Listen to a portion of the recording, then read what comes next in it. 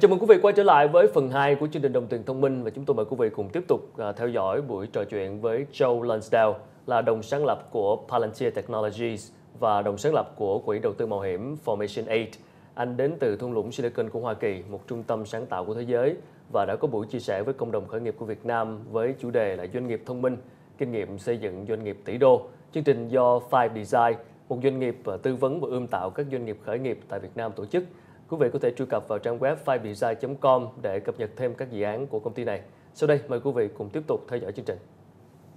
So let's talk about smart enterprise, because that's what you mentioned a lot, and that's a theme topic for today. So smart enterprise, you said that it's the sixth wave in Silicon Valley right now. So tell us more about it.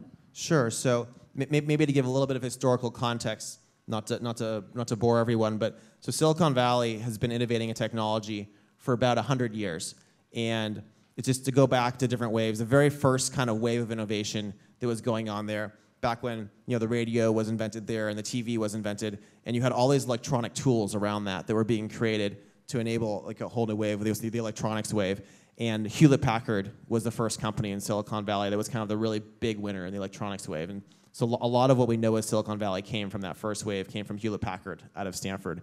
And a lot of those guys were involved in various research going on. And they ended up inventing the transistor.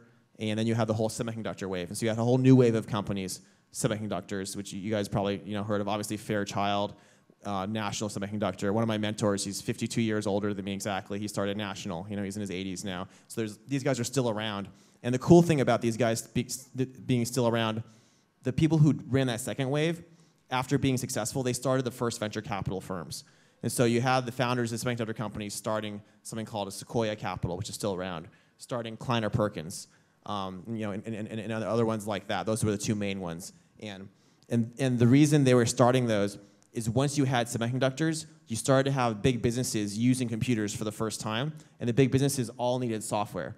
So you had this huge wave of these entrepreneurs getting funding from VCs and building enterprise software companies. And that was kind of like mid-70s all the way to the 80s or 90s. So the third wave of companies was the enterprise software companies. And some of the biggest ones were, Oracle came out of that, obviously EDS, all sorts of companies came out of that. And this is like much oversimplifying it now, but as you went along, the next really big wave of companies was kind of the telecom companies, and that was related to the creation of the internet. And so you had people like Cisco, other ones being created. Lots of different companies were very valuable, created around networking. And then along with the networking things starting to go well, you had the very first web companies. And so the next wave is really what we call the consumer wave. And most of the world, when they think of technology, they still think of the consumer wave because that's still going on, right? And so most of the consumer wave is Web 1.0, there's Web 2.0, there's the mobile smartphone wave, and that's what most people are focused on in technology right now. The thing you're starting to see, though, a lot more of in Silicon Valley and certain other places is there's a lot of value being created in this next wave after the consumer wave, which is what we call the smart enterprise wave.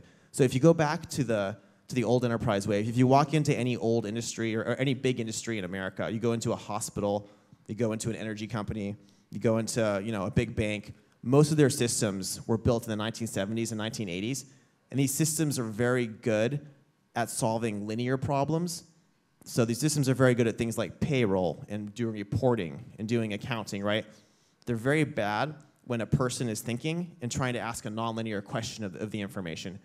And what's happened over the last 10 years, especially in places like America, in the first world, there's been this explosion of information. There's a lot more data about every industry now. The data is coming from the old enterprise systems, but it's also coming from the internet. It's coming from smartphones. It's coming from the fact that it's just a lot easier to use sensors and hook them up to the internet. So all of a sudden, there's just so much more information on the industry. And so if you're a person who's running this industry, your job is to use that data. But these systems from 30, 40 years ago, they're not very good at using all that data. So all of a sudden, like, here's how the industry is using data now, and here's how it should be working if it was using data better. So there's a giant gap. And so a lot of these companies that are succeeding in this wave are helping these industries use that data better. And that's really what the smart enterprise wave is about. So to apply a smart enterprise model, for startup, what kind of step they should take to prepare themselves better? Well, I think I think you can't build one of these companies unless you really deeply understand how the industry works. I mean, the job of a technologist in enterprise, I think, is really interesting because your job is to say, here's how this industry works, here's a process that exists right now, and here's a process that I think should exist, that should be running this industry. And that's a very specific problem. I think you have to really be interested in the industry. You have to see what are its challenges, what's going on. It's a very different question, for example, in Vietnam than in America, if you're going to change the process for an industry, because the very fundamental process for that industry is not going to be the same between the two countries. And so I think to build one of these companies, you have to be a great technologist and love technology, but you also have to be very interested in how that industry is working. So for an emerging market like Vietnam, I mean, for some of the companies, we haven't gotten to the level of the old enterprise yet. So can we make a shortcut to smart enterprise? I think in some cases you can. I think rather than install the old systems that don't know how to leverage data, you have a big advantage. Just like how you don't have to install the landlines, you can install telephone, you can install cell phones someplace. It's the same analogy. You can leapfrog. You can install the better systems that are taking advantage of all the new data before you put in the old enterprise. Now, the problem is that there's still basic infrastructure. And sorry, you guys know Vietnam much better than me. I'm not going to come here and tell you about it. But my understanding is that there's still a lot of basic infrastructure that's lacking in Vietnam. So for example, payments is still, very little credit cards, still a lot of cash. So you don't have a lot of data on payments. So smart enterprise can help you if you have all the data, but if you don't, first you need to fix that. And I think there's a lot of other examples like that where we need to put other things in place first to get the data, and then we can build the cool uses of the data. So what industry do you think are the most ready for smart enterprise model?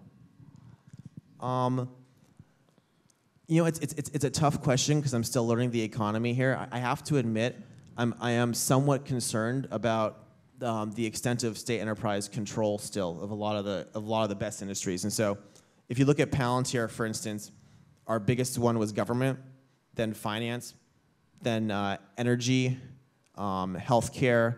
These are the big industries that really matter and that really can use data well.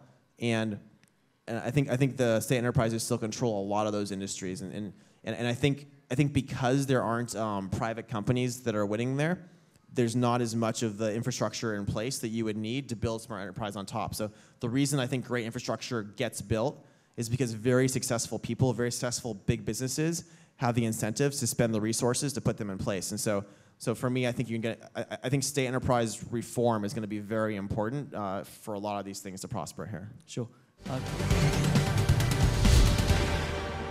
Quý vị có thể theo dõi lại đoạn trò chuyện này trên trang web đồng tiền thông minh fbnc.com hoặc là facebook.com/đồng tiền thông minh. Chúng tôi sẽ còn quay trở lại sau ít phút nữa.